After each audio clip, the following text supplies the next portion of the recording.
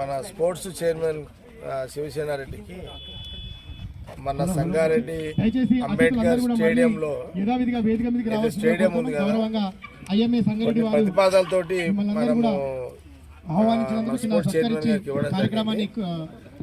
ప్రధానంగా ఏంటంటే మేజర్గా ఏంటంటే గత కొన్ని సంవత్సరాల క్రితం మనకు స్పోర్ట్స్ హాస్టల్ ఉండే, అవకాశం ఉంటే ఈసారి స్పోర్ట్స్ హాస్టల్ మళ్ళీ ఏర్పాటు చేయాలని, కొత్త బిల్డింగ్ కట్టాలని, అట్లాగే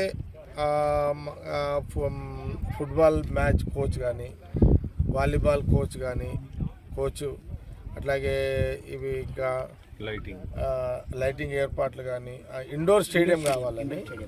ఈ ఇండోర్ స్టేడియం చాలా పెద్దగా ఉండాలి. ఇండోర్ స్టేడియం కూడా ఏంటంటే ప్రధానంగా అందులో ఇండోర్ స్టేడియంలో badminton, volleyball and indoor stadium ఏమున్నాయి ఇంకా gym, volleyball, kabaddi, boxing, basketball, badminton, ఇవన్నీ కూడా షటిల్ కూడా ఇవన్నీ ఇండోర్ స్టేడియంలో ఉండాలి.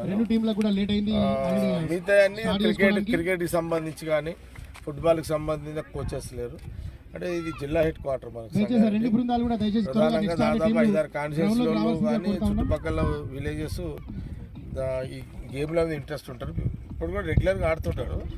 కాబట్టి కొంత మనం దాదాపు అందుకే ఒక 32 కోట్లతో దీన్ని డెవలప్ చేయాలని మన వాళ్ళందరూ, నా సంతు కానీ, సేటు, మన కిరణ్, చాలా రోజుల నుంచి మనం ఇక్కడ. ఇంకోటి ఏంటంటే లోకల్గా డిమాండ్ స్టూడెంట్స్ వైపు నుండి, ఎంప్లాయీస్ వైపు నుండి ఎవరైతే స్పోర్ట్స్ మీద ఇంట్రెస్ట్ ఉంటుందో వాళ్ళందరూ ఇంట్రెస్ట్ ఉన్నది. మనం పోయిన గవర్నమెంట్లో 10 years ఏం చేయలేకపోయినాము.